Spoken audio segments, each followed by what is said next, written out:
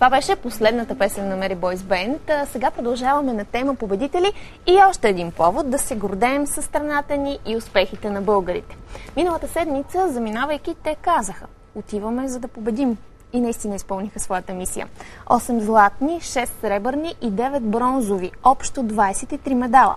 Това е резултата на нашите национали от Балканското първенство по карате-до, в който взеха участие над 600 каратеки от 9 балкански страни.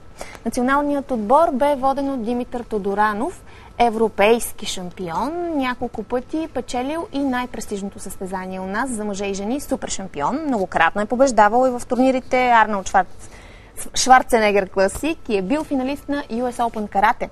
Казвам добре дошли сега на Димитър Тодоранов и неговите ученички в случая. Много е приятно, че сте тук при мен. Гордея се с вас и ви поздравявам. Благодаря. Вижте какво става тук. Значи да кажа само, че първенството е европейско, защото преди малко май се обърках, нали така? Да, първо европейско първенство. Добре. Гледайте колко купи медали имаме тук на земята. Казвайте ми сега, как мина това състезание? Може би момичетата се притесняват малко, ама не дейте, чувствайте се като вкъщи в хола на гости.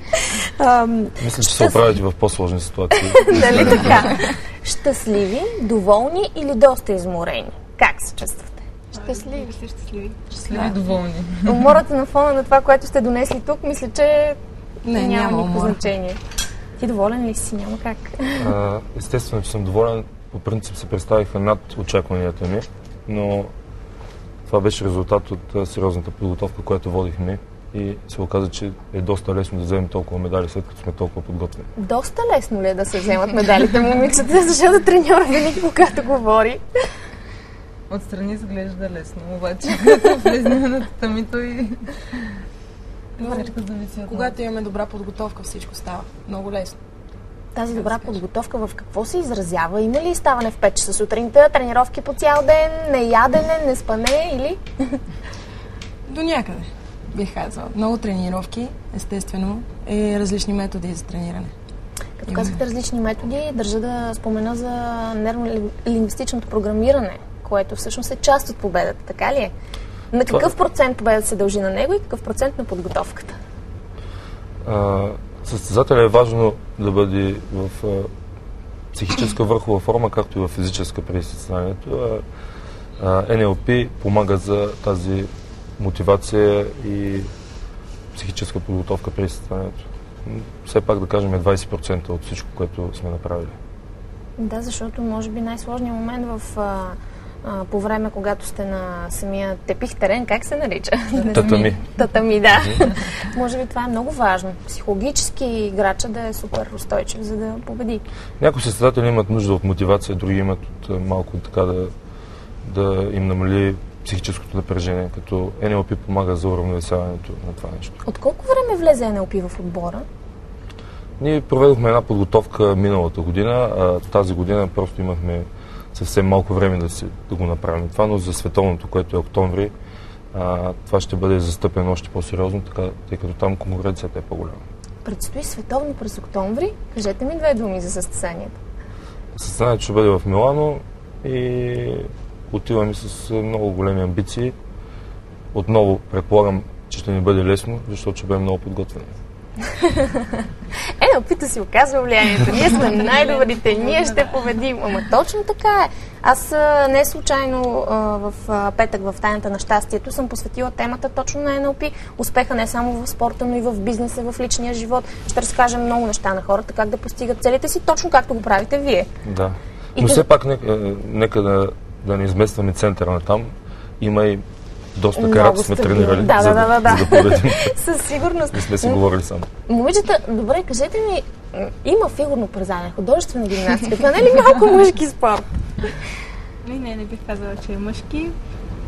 От малка реших да тренирам, така съвсем случайно. Имаше школа близо до дома ми. Взех брат ми с мен, понеже исках да ходя сама да тренирам.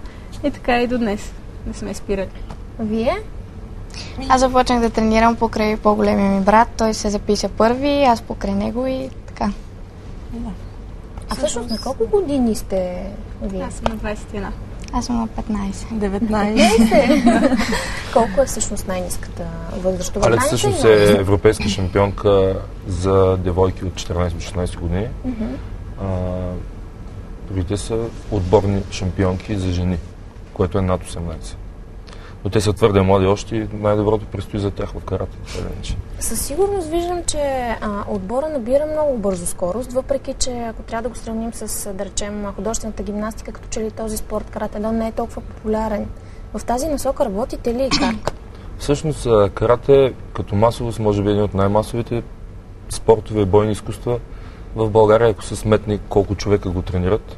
Но така да се каже, успехите идват малко по-трудно, а и отразяването в медиите не е толкова голямо. Може би затова хората си мислят, че... ето, ние поставяме началото на това отразяване. Ви давате един много добър пример.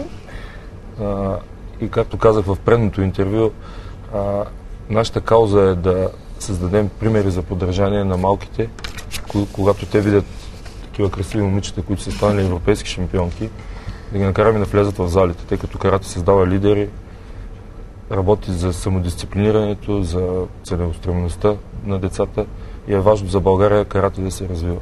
Да, точно това ще да кажа, че освен на физическо ниво, защото дамите изглеждат прекрасно. Вчера си говорихме на тема спорт. Бяха тук при мен две момчета, които бяха обиколили цяла България с колелета. Искат да провокират хората да тренират, да спортуват, абсолютно. Ти обаче дълги години си бил извън България. Да. Занимавал си се с финанси.